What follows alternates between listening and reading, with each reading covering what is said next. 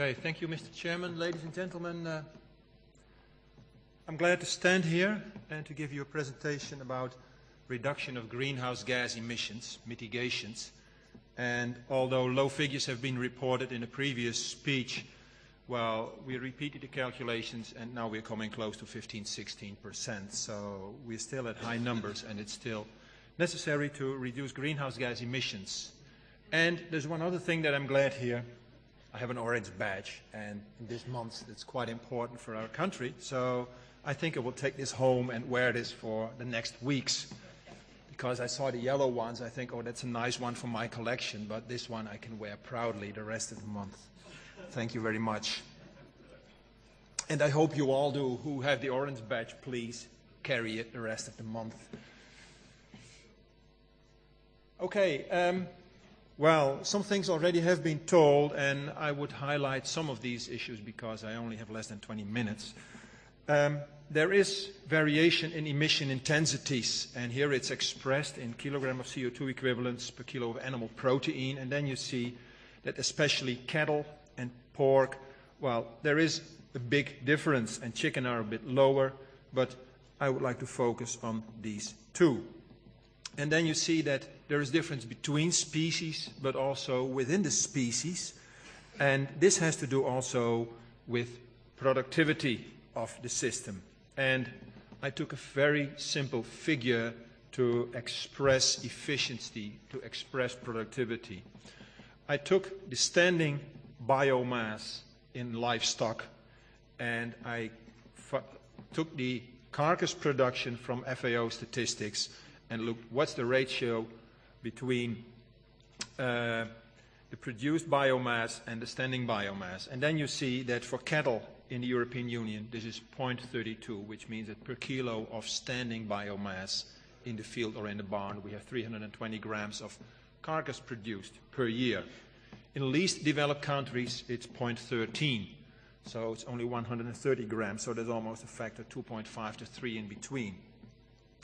When it comes to pigs, pigs are more efficient, that's what we already know, and then you see that you are 1.62 kilos per kilo of standing pork and 0.75 in the least developed countries. So there is a wide range in efficiency, and that can be used when it comes to mitigation. Well, this is in fact already in line with what Stuart Ledger told. When it comes to ruminant systems, we see that methane is a very important one, 45 to 50%, and in some systems even higher. And this mainly comes from enteric fermentation.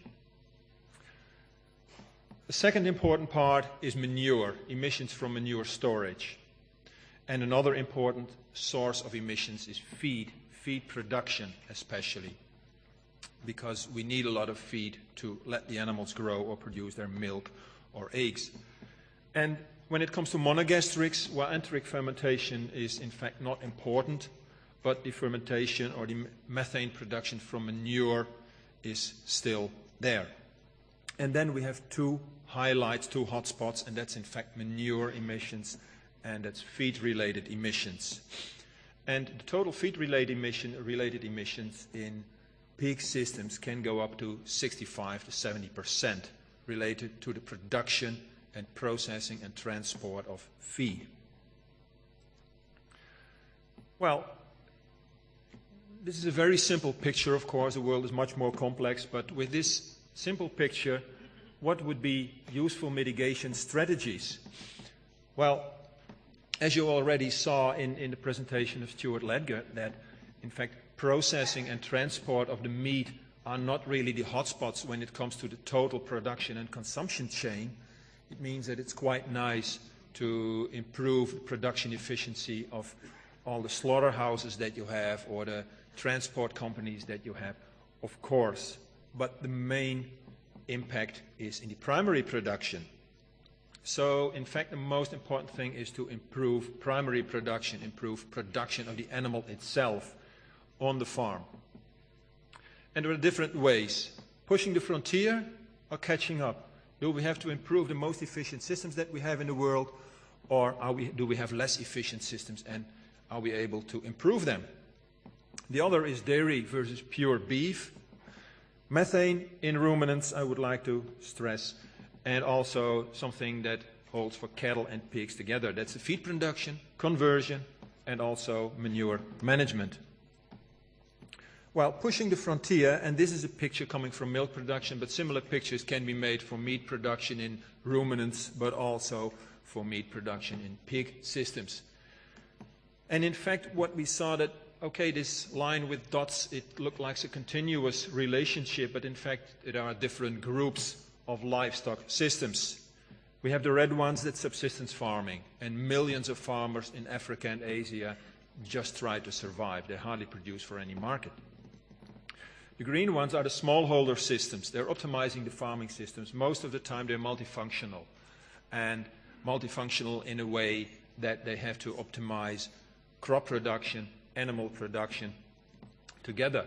And they are completely different from the completely commodity and specialized systems that we have in industrialized countries, where we have also very low emission intensities due to the high level of inputs. And in these systems, this blue group, we're optimizing animal performance. It also means that it depends on the region where we are. It depends on the country where we are, what the mitigation strategy should be. And this is shown here. Well, in fact, subsistence farming, when they don't have any market access, mitigation strategies are almost useless. Market access is very important. And when we look at the green group, market access is there really a very important incentive. And we don't need rocket science to improve productivity over there. There it is coupling with food security, it's using existing technology, capacity building for people, and also infrastructure and institutions, veterinary services, extension services, and things like that. The technology is coming there. But as you see, the emissions are already very low.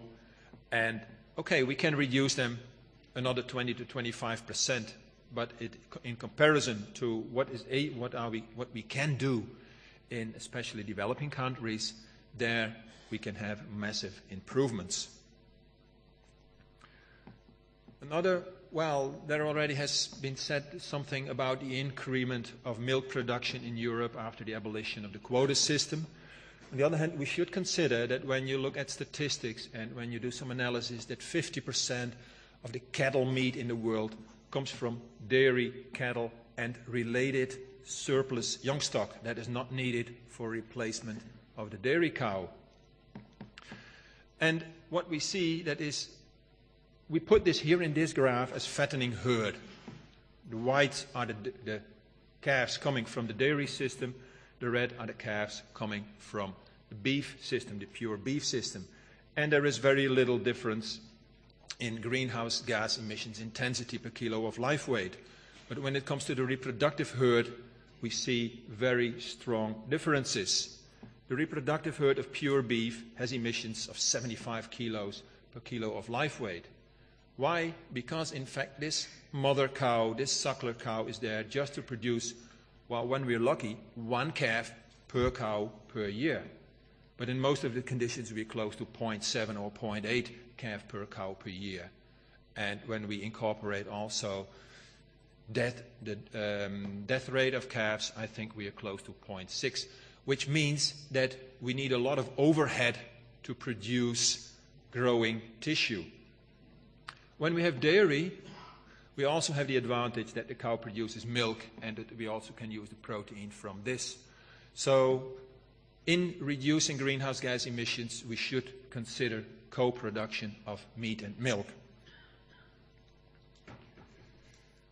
Methane emissions, it already has been said, it's quite complex to reduce methane emissions, and people have been trying all kinds of additives. Some of my colleagues have been working on this, and they found rather effective additives, and they are measured in like this. What you see here, it's respiration chambers, where we put the cattle, these cells are airtight, ingoing air, outgoing air is measured, and we can calculate the methane emission from the animals quite accurately. We also have the smaller facilities for sheep and we have them either at this size when it comes to chicken. They have been feeding sulfate or nitrate, less than 3% in dry matter, and here you see experiments in sheep, and then you can see that we have reductions of methane emissions of 17 to 48% compared to the control situation. So strong reductions in methane are possible. Here it is done with beef cattle in Brazil, and there we also see with 2.2% nitrate a 30% reduction of enteric fermentation, which is quite strong. So we are able to reduce methane emissions. Products to reduce the emissions will be on the market quite soon. Feed production is also a very important source because it's the basis for all our livestock production. And what we see there, in fact, is what we saw in the whole livestock and production and consumption chain, that is that processing and transport are not the big ones. No, the big one in feed production is the primary production, the crop production itself. Here I have some examples, and the left column you see that's crush in Germany with rapeseed grown in Germany. The green part is the cultivation, 330 out of 440, 450 grams of CO2 equivalents per kilo of rapeseed meal. Processing adds another 15 to 20 grams, transport to the farm another 20 grams. When it comes to soy grown in Brazil, transported to the Netherlands and crushed there, you see that, okay, cultivation is a bit lower, transport is a bit more because we transport it over a long distance, but still cultivation is the most important one. There are exceptions, especially when it comes to drying, artificial drying of roughages. This is very, very energy consuming. You see here the lucerne in the Netherlands dried. You see that a carbon footprint of 1,200 grams of CO2 equivalents per kilo of dried lucerne, of which less than 10% comes from cultivation and the other 90% comes from drying. So dried fodders are very, very, well, high in emission intensity. And, well, the other is palm kernel expeller from Malaysia. So now you know what the abbreviation is. Then you see that it's coming from really far away, and then transport is, okay, then it starts to matter, but only from the things that we really take from the other side of the globe.